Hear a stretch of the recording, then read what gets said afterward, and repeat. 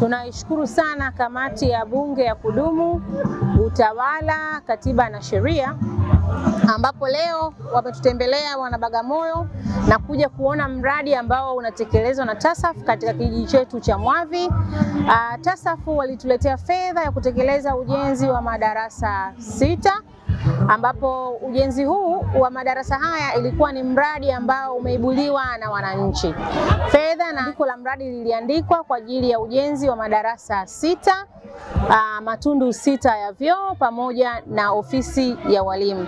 Mpaka sasa tumepokea fedha za ujenzi wa madarasa 4, matundu 6 ya vyoo pamoja na ofisi ya walimu, lakini pia tumeahidiwa leo kwamba wana Mwavi waandike andiko lingine la mradi ili kuweza kupata nyumba za walimu. Na hiko ndio kilikuwa kilio cha wana Mwavi katika eneo hili, kwamba madarasa tayari yamejengwa, lakini je, walimu hawa wataishi kwenye nyumba gani? Basi tumeahidiwa kwamba zitajengwa nyumba za walimu katika eneo lile kwa kupitia muktadha ule ule wa ibuaji wa miradi. Tunashukuru sana serikali yetu ya awamu ya 6 kwa Mheshimiwa Rais wa Jamhuri ya Muungano wa Tanzania, Mheshimiwa Daktari Samia Suluhu Hassan, kwa usimamizi mzuri wa miradi hii, lakini pia kutuletea maendeleo wana Bagamoyo na wana Mwavi kwa ujumla. Wananchi wa Mwavi kama ambavyo tumewaona leo ni shamra na furaha kwao, wamefurahi sana, wameufurahia mradi huu ambao unaendelea na kuahidi kuutunza mradi huu wa madarasa haya, lakini kuomba na miradi mingine ya wana TASAF itakapofika basi iweze kufika katika kata zetu nyingine za